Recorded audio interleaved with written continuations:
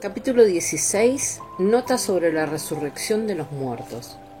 Una noche, mientras estaba en un centro comercial a unos 20 kilómetros de mi casa, un joven recibió una puñalada, un suceso nada habitual en la zona. Vi al hombre entrar corriendo desde el aparcamiento, tropezar por el establecimiento mientras se tapaba la garganta cercenada y después desplomarse en el supermercado que estaba abarrotado de compradores. El hombre, aterrorizado, rodó sobre sí, poniendo la cara en el suelo, y se desangró hasta morir. No hubo gran cosa que yo ni otra persona pudiéramos hacer por aquel hombre, herido de muerte. Ayudé a calmar a la multitud, haciendo que la gente circulara para que los servicios de emergencia, que llegaron rápidamente, pudieran hacer su trabajo. De vez en cuando miraba al hombre apuñalado y me sorprendía comprobar la cantidad de sangre que puede contener un cuerpo humano. Mientras el hombre estaba en el suelo muriéndose, el charco de sangre que salía de su garganta rodeó completamente su cuerpo, dibujando un óvalo cada vez mayor a su alrededor. La gente pasaba a su lado en silencio, como si estuvieran viendo un féretro abierto en una ceremonia funeraria, enmudecidos por el pensamiento que la muerte nos rodeaba a todos. Mientras participaba de aquella horrible escena, no tenía la sensación de estar allí realmente.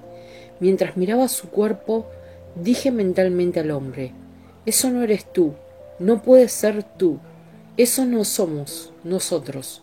Nosotros somos Cristo».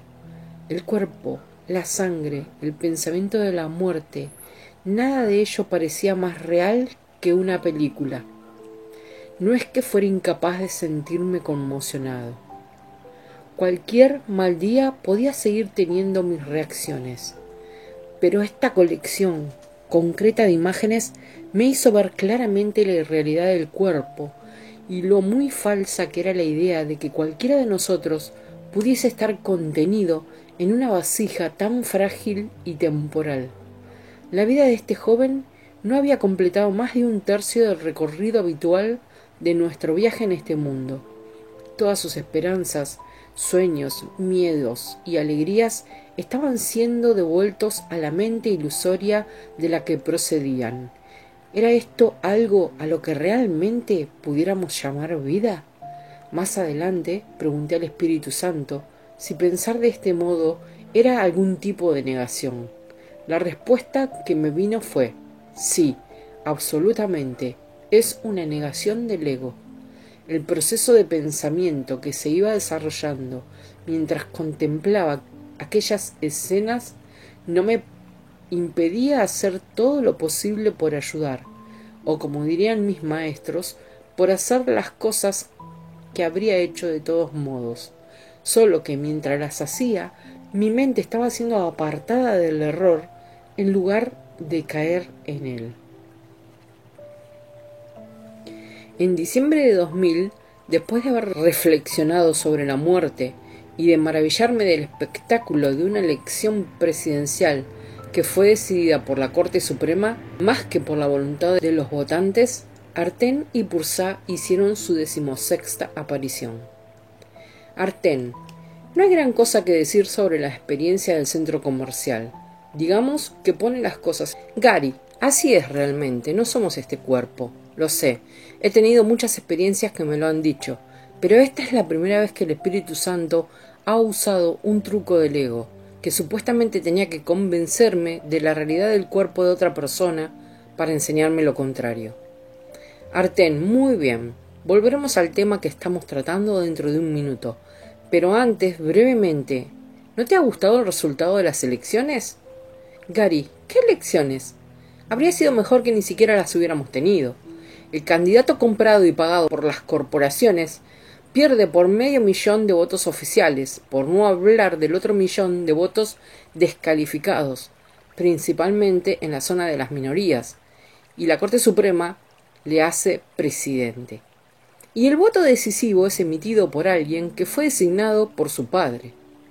Otro juez de la Corte Suprema, que dijo en público que creía estar en una guerra cultural con sus oponentes, de hecho anotó al emitir su decisión que sería equivocado contar los votos de Florida, porque eso cuestionaría la legitimidad de la elección de Bush. Tengo noticias que darte, amigo mío. La democracia está muerta. Artén, herida sí, pero no muerta. Es cierto que en tu país la voluntad de la gente a menudo puede ser manipulada por los poderes fácticos ocultos, incluyendo los modernos medios de comunicación corporativos. Y en aquellos casos en los que no es posible manipularla, se le puede dar vuelta. Finalmente, una investigación de New York Times sería ignorada en televisión. Concluirá que si todos los votos de Florida hubieran sido contados, Gore habría ganado las elecciones. Pero a la mayoría de los americanos le preocupan demasiado sus propias ambiciones para ocuparse del bien común. Esto da como resultado en público políticamente iletrado al que generalmente se puede engatusar para que acepte consecuencias negativas a largo plazo, muchas de las cuales ni siquiera conocen. Esto no siempre se relaciona con el presidente. Podríamos contarte historias como cuando la Junta de la Reserva Federal causó una deliberada inflación a finales de los 70 y comienzo de los 80 a fin de que el americano medio tuviera que ser esclavo de los bancos de por vida para llegar a ser dueño de su propia casa. En esa época la gente pasó de pedir prestado $30.000 a tener que pedir 130.000 o 230.000, teniendo que devolver el cuádruple. Date cuenta de que cuando la inflación descendió, los precios no lo hicieron. El incremento de los sueldos nunca llegó a ser ni la sombra en comparación con el incremento de los precios.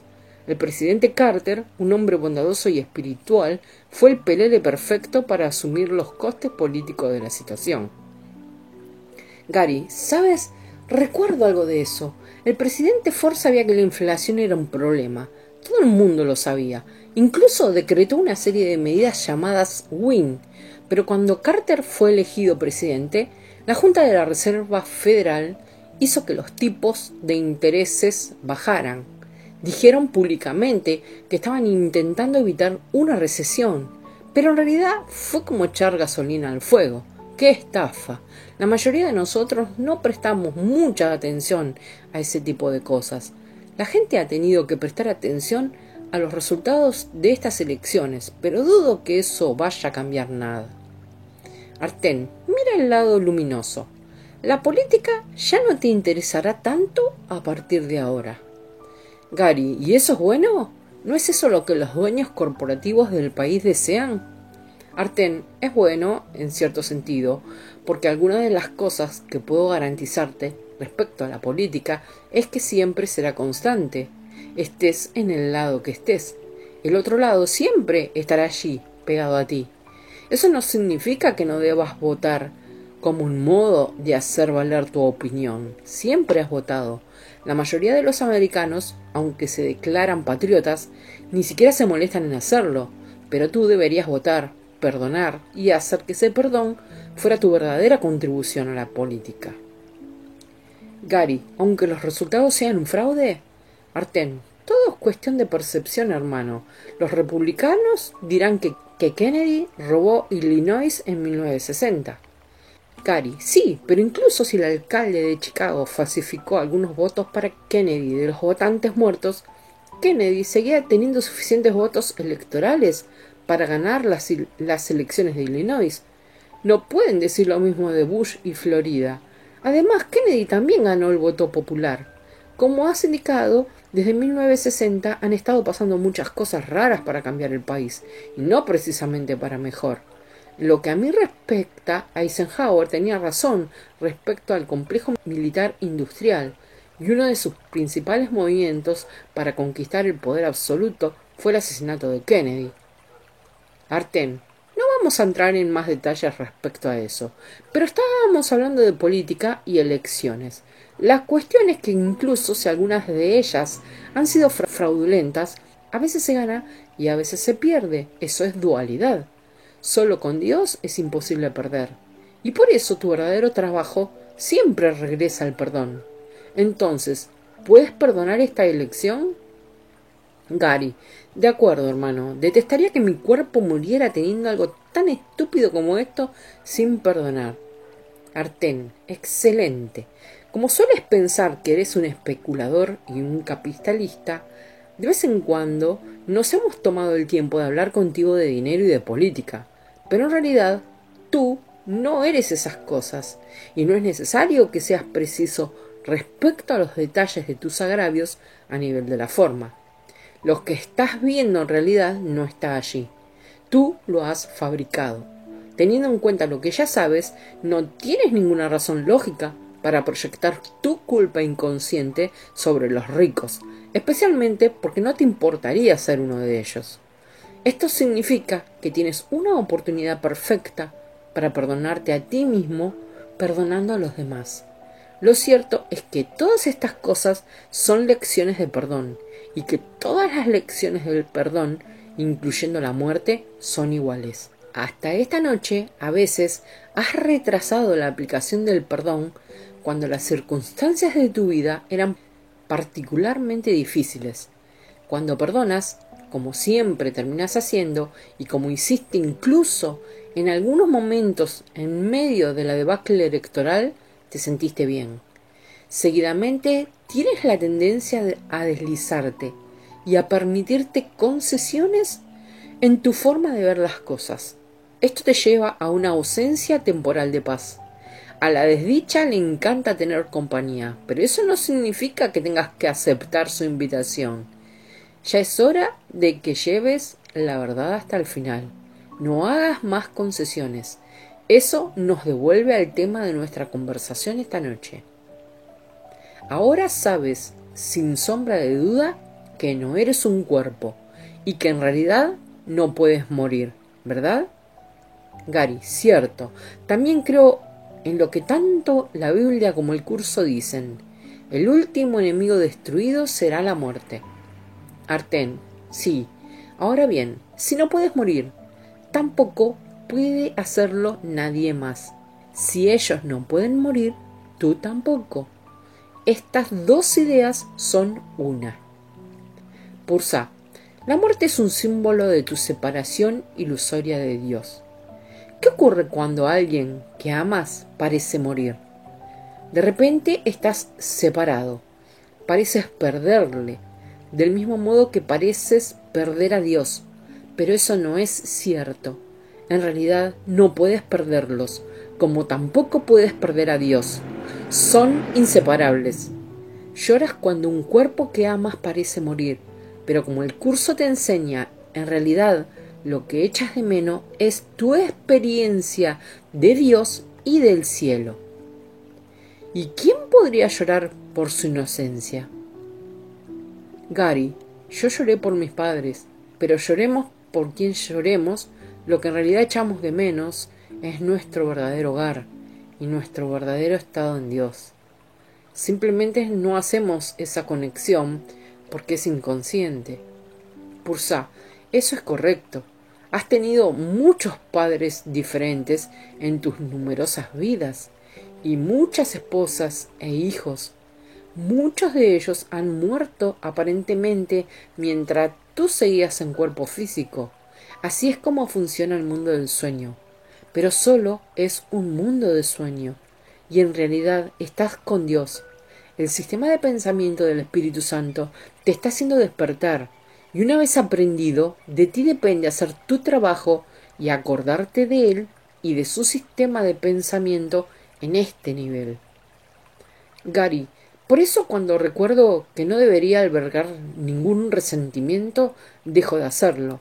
En realidad no hay ninguna injusticia si yo lo he inventado todo, y lo he inventado por alguna razón. Cuando recuerdo eso me siento en paz, pero después me olvido y vuelvo a quedar atrapado en la basura del ego.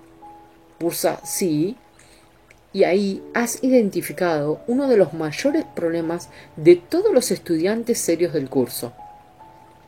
Gary, una vez que conoces y comprendes la verdad, puede seguir siendo muy difícil recordarla cuando te ocurren cosas negativas, especialmente si tiene que ver con algo que consideras importante. Pursa, exactamente. Mantenerse vigilante puede ser difícil, pero es obligatorio. De vez en cuando tienes que volver a comprometerte a estar aún más alerta. Cuando no consigues recordar la verdad que te propone el Espíritu Santo, retrasas tu propia felicidad. Como el curso pregunta, ¿qué es el milagro sino este recordar? ¿Y hay alguien en quien no se encuentre esta memoria? Gary, sé por experiencia que puedo hacer este curso cuando lo recuerdo. Pursa, sí, puedes. Puedes hacerlo independientemente del problema que afrontes, incluyendo la muerte de tus seres queridos y la muerte de tu propio cuerpo, que como ya te hemos dicho, ocurrirá en un punto del guión que tú mismo has determinado. ¿Por qué preocuparte? No es más que otra oportunidad de perdonar. Pase lo que pase, lo más inteligente que puedes hacer es aprovecharlo para perdonar, y mejor antes que después. Arten, temes la muerte inconscientemente y te sientes atraída por ella inconscientemente. Una vez dijiste que era como la atracción de la polilla hacia la llama. La atracción hacia la muerte es lo que el curso denomina el tercero de los 4 grandes obstáculos para la paz. Y tu miedo a la muerte está solamente subordinado al erróneo temor de Dios. Podrías decir que el temor a la muerte es un símbolo del miedo a Dios, y sin culpa en tu mente inconsciente sería imposible que sientas miedo hacia ninguno de ellos. J no tenía miedo a la muerte, y ciertamente no temía a Dios. Ya no es necesario que temas a tu Padre. Deberías observar la muerte ilusoria de tu cuerpo físico como el día de tu graduación. Significa que has conseguido todo lo que tenías que conseguir de esta aula temporal en particular. Las lecciones han sido aprendidas. Debería ser una celebración. Te aseguro que será muy divertido. En la mayoría de los casos, si la gente supiera lo que es estar libre del cuerpo, no lloraría a los muertos, más bien se sentirían celosos. El problema es que la diversión no es duradera. Como hemos enfatizado, la culpa te atrapa y te hace que vuelvas a envolverte en la manta de seguridad de un cuerpo. Esta es simplemente la continuación del sueño de nacimiento y muerte. Gary, por eso quiero asegurarme de aprovechar mis oportunidades de perdonar ahora. De ese modo la muerte será más divertida y yo podré estar más adelantado en mi progreso, ya sea que parezca estar en un cuerpo o no. Si llegara a iluminarme en esta vida, genial. Si no, seguiré estando mucho mejor. Habéis hablado de la reencarnación, pero ahora entiendo que solo es algo que parece ocurrir. Solo estoy soñando que voy de un cuerpo al siguiente. Arten, eso es cierto. En cuanto a la reencarnación, en realidad no importa lo que se cree, siempre que se perdone. El curso dice, lo único que se tiene que reconocer, no obstante, es que el nacimiento no fue el principio y que la muerte no es el final. Gary, de modo que la conciencia, aunque es un estado irreal, continúa después de la aparente muerte del cuerpo.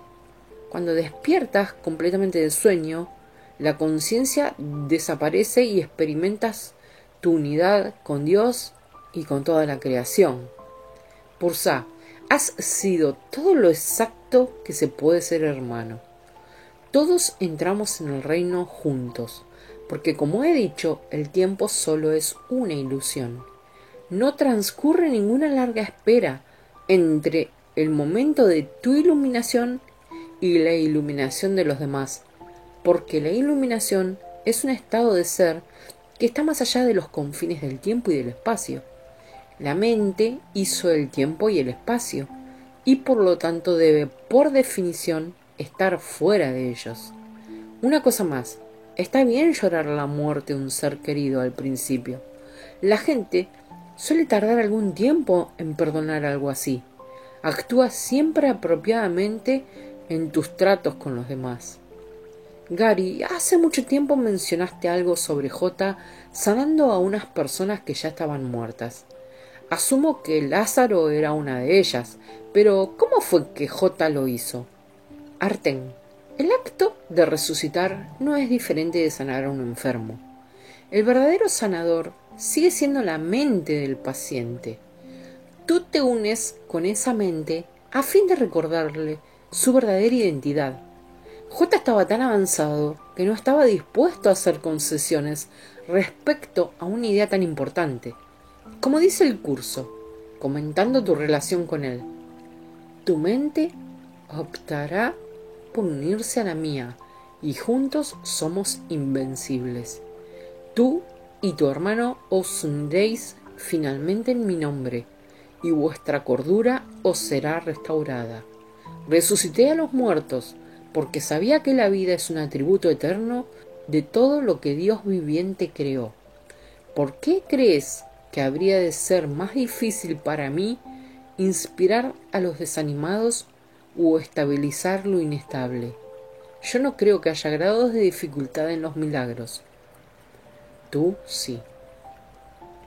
Gary, de modo que para él resucitar a los muertos no era más difícil que curar a los enfermos, o perdonar a alguien por decirle algo desagradable, o cualquier otro milagro. Todos son iguales, siendo la vida un atributo eterno de todo lo que Dios creó. J sabía que la muerte no existe realmente. Solo lo que Dios creó es real, y lo que Él creó nunca morirá. Arten, sí. No olvides que el cuerpo solo es un símbolo. J no estaba haciendo que el cuerpo de Lázaro fuera nada especial, del mismo modo que no hacía que su propio cuerpo fuera especial. Hacer que la mente reanimara temporalmente la proyección corporal era simbólico.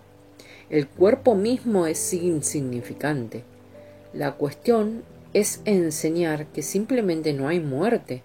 A pesar de lo que dice la Biblia, Lázaro no permaneció en su cuerpo por mucho tiempo una vez que J lo resucitó.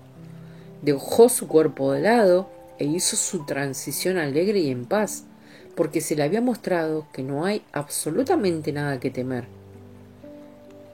Gary, de acuerdo. De modo que J se unió con la mente de Lázaro mientras todo el mundo pensaba que era carne muerta en la tumba. Es como si J se uniera con tu propia realidad como Cristo o el Espíritu Santo y al mismo tiempo se uniera como uno con Lázaro. Las mentes están unidas, de modo que J pudo hacer brillar su amor sobre la mente de Lázaro y ambos fueron uno con el Espíritu Santo, pues J ya sabía que él era su verdadera identidad. Esto a su vez recordó a Lázaro quién era verdaderamente, haciendo que su mente reanimase su proyección corporal como símbolo de la negación de la muerte. Arten, te elegimos sabiamente, hermano.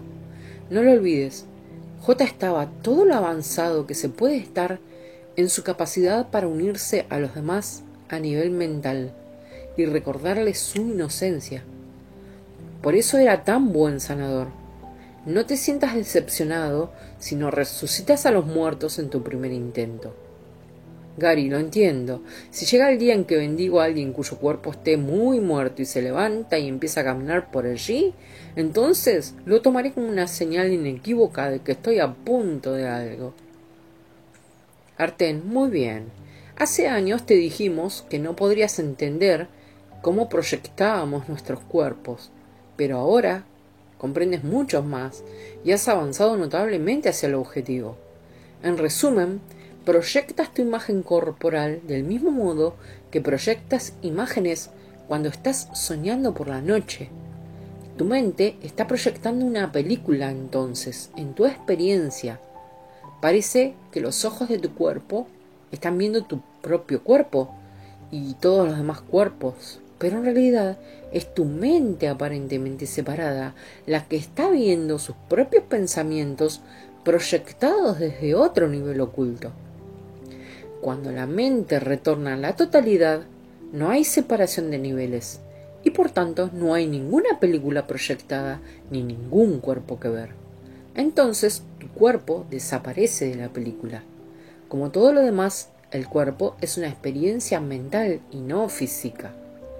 Nunca ha existido, pero para el amor de un ser iluminado es posible tomar forma en el sueño, como hizo J después de la crucifixión. Este amor es el amor del Espíritu Santo. Después de todo, tendrías que empezar por ser uno con Él para estar iluminado. Pursa, conforme transcurran los años, tú, querido hermano, seguirás aprendiendo y creciendo, y a medida que crezca tu conciencia, comprenderás cada vez más sobre estas cosas. De nuevo, sería útil que estuvieras aún más dispuesto a perdonar a partir de este momento. Has perdonado mucho a lo largo de estos últimos años. ¿Por qué no ahondar aún más en tu determinación?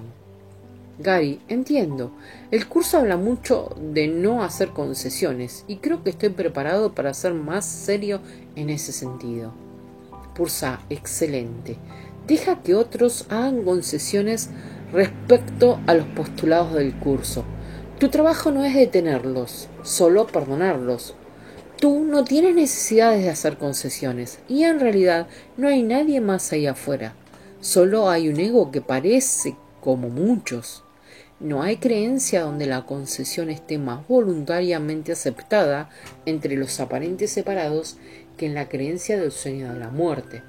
Como dice el curso, si la muerte es real para una sola cosa, la vida no existe. La muerte niega la vida, pero si la vida es real, lo que se niega es la muerte. En esto no puede haber transigencia alguna. O bien existe un Dios de miedo o bien uno de amor. El mundo intenta hacer miles de transigencias al respecto y tratará de hacer 1000 más. Ni una sola puede ser aceptable para los maestros de Dios, ya que ninguna sería aceptable para Dios. Él no creó la muerte, puesto que no creó el miedo. Para él, ambas cosas están igualmente desprovistas de sentido. La realidad de la muerte está firmemente arraigada a la creencia de que el Hijo de Dios es un cuerpo, y si Dios hubiese creado cuerpos, la muerte sería ciertamente real, pero en ese caso Dios no sería amoroso. Ningún otro punto ilustra en forma tan clara el contraste que existe entre la percepción del mundo real y la del mundo de las ilusiones. Gary, una vez más, el mundo real es lo que veré, no con los ojos de mi cuerpo, sino con mi actitud, cuando haya perdonado completamente al mundo y no proyecte en él ninguna culpabilidad inconsciente. Eso también significaría que he sido perdonado completamente y que la percepción y el tiempo están llegando a su fin para mí. Pursa, eso es correcto, hermano mío. Es agradable ver cómo cumples con tus tareas de leer el curso, así como con la tarea de perdonar. Gary, gracias. Hablando de la creencia de que el Hijo de Dios es un cuerpo, este año los científicos han descifrado el mapa del genoma humano, que es el esquema completo del código genético humano, el libro de la vida. Dicen que determina quiénes somos. Pursa, sí, adoran la complejidad y la supuesta belleza del cuerpo e ignoran la mente que los dirige. Eso es como pensar que un ordenador que no puede hacer nada por sí mismo es importante y que hay que ignorar al programador que le dice qué hacer. El ego ha triunfado temporalmente. Recuerda, si algo permite a los investigadores descubrir tratamientos para las enfermedades que puedan ayudar a la gente, no nos opondremos a ello.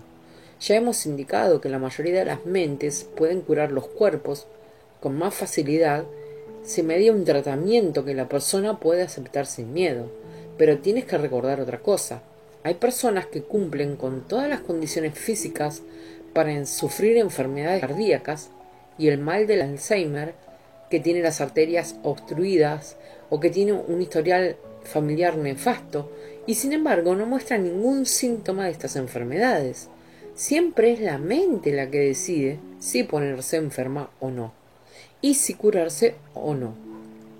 Gary, bien, recuerdo algo que he querido preguntaros durante años y siempre me olvidaba. ¿Es la sábana santa de Turín realmente el lienzo funerario de Jota? ¿Dejó en él intencionalmente su imagen como símbolo de su resurrección? Artem, no queremos echar un jarro de agua fría sobre algo con lo que la gente está encantada, pero la sábana es una falsificación brillante, hasta tal punto que casi es la obra de un genio.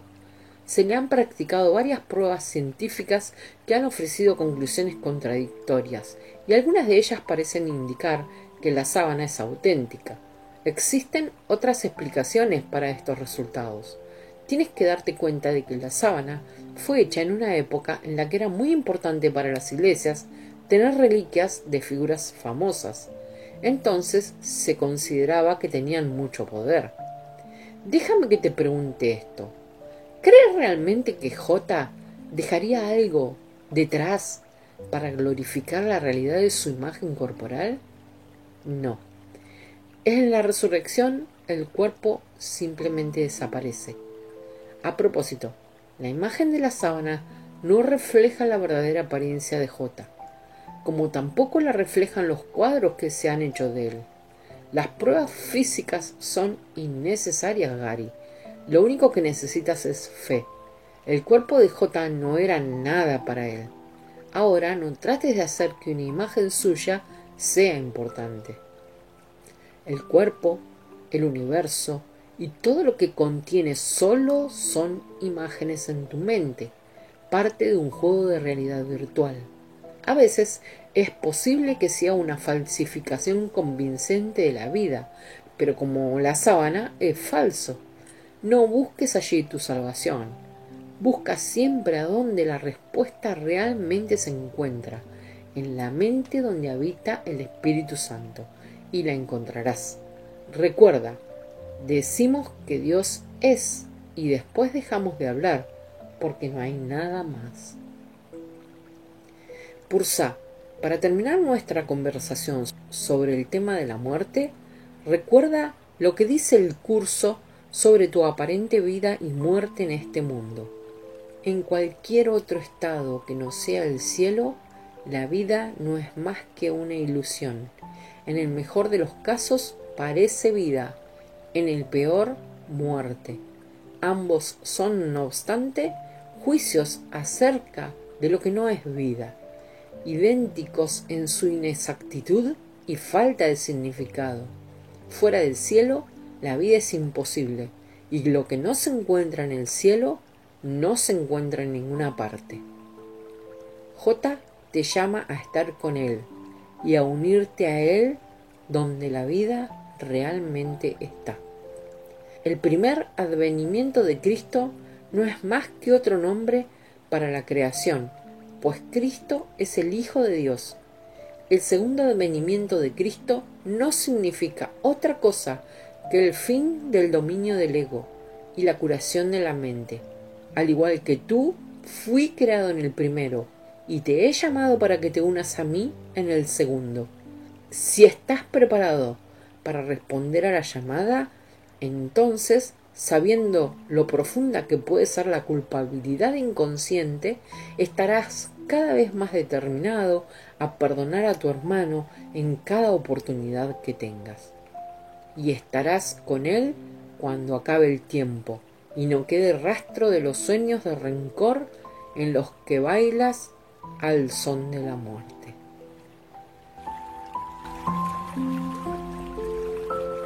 Gracias por escucharme, Gabriel.